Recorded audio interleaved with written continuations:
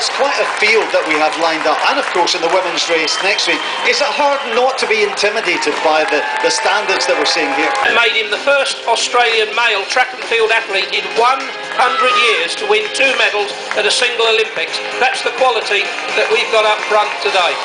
Now, if you're paying very close attention to the giant screen wherever you are on the loop, you'll notice that a number of the competitors, well, all of the competitors, have a little red disc attached to the laces of their shoes. On replay you can see that red tag, and that is the chip timing device that means as they pass over transponders at different intervals on the course, it will give us the gaps between each of the leading competitors. At the moment the gap is absolutely zero.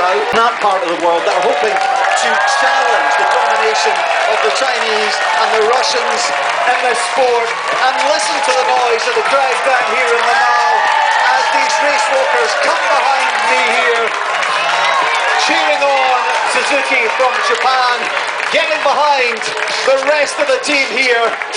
And right down here, our spectators really have one of the best. Well, we heard earlier on that sometimes these race walks are held in sometimes industrial areas outside the stadium with limited support, and that is not something that you can say about London 2012.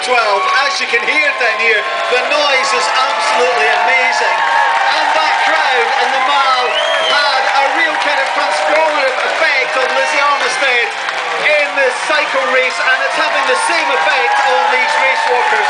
And these guys who come from around the world will not have experienced anything like this London crowd, and that enthusiasm is going to keep them going even faster, and who knows, we may see that new record that we're after today. Guys, it's back to you. Well, the breakaway is still very much on, and the further in we go, the more doubts there must be in the chasing pack, and the more likely that is to fragment. But at the moment, it's third of the race, and you feel like he's running a very controlled race here, Dave. Yes, it's certainly worth pointing out that the leading and serious contenders, most of those we introduced to you at the start of the race, are in fact manoeuvring into position. The contenders are getting ready for the second third of the race, and they are gathering in earnest, threatening and menacing. And as you pointed out earlier, Jeff, every time he takes 100... Just as much encouragement as the race walkers at the front of this Olympic raceway. So Wang has now hit the front. Suzuki has been reeled in. Whatever happens to him in the remainder of this race, he has made his mark, because when he took over, it was a very tight-knit collective behind him, and suddenly there is about 20 seconds between the lead and the back of that group. They're almost in, not quite single file, but in 2s and 3s.